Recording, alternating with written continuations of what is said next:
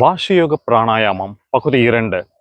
வாஷயோகத்தின் அடிப்படையிலே பந்தம் என்று ஒன்று இருக்கிறது.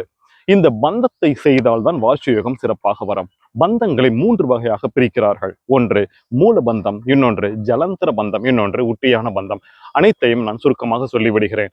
மூல பந்தம் என்பது நம்முடைய ஆசனவாய், அந்த மலத்துளை இருக்கிறது தெரியுமா, அதை இறுக்கி பிடித்து அப்படியே பந்தம் பண்ணி வைப்பது, இது மூலபந்தம். இரண்டாவது ஜலந்தர பந்தம் என்பது நம்ம ஒண்ணுக்கு போகிற பகுதி இருக்கிறது தெரியுமா, அந்த பகுதியை மட்டும் இழுத்து பிடித்தவாறு நம்முடைய இந்த நாடியை இந்த மார்போடு இப்படி வைத்து மடக்கி கொண்டு இறுக்கி பிடித்தால் ஒண்ணுக்கு இருக்கிற பகுதியையும் இந்த நாடியோடு இந்த மார்பையும் இப்படி இழுத்து பிடித்து கொண்டு இருப்பது ஜலந்தர பந்தம். இதில் ஒரு முக்கியமான விஷயம் என்னவென்றால், ஒண்ணுக்கு இருக்கிற பகுதியை நாம் இழுத்து பிடிக்கிற சமயத்தில் மூலபந்தமும் இழுத்து பிடிப்பதற்கு வரும். அதை செய்யக்கூடாது. மூலபந்தம் தனி, ஜலந்தர பந்தம் தனி. மூன்றாவது உட்டியான பந்தம் என்பது நம்முடைய வயிற்று பகுதியை உள்நோக்கி, அடி வயிற்றை உள்நோக்கி இழுத்தவாறு இறுக்கி பிடித்தல். இது 3 பந்தங்கள்.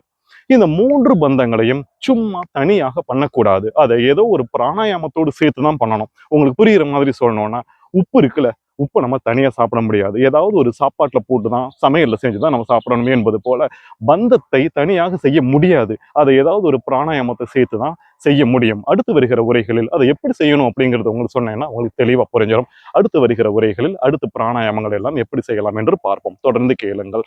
நன்றி.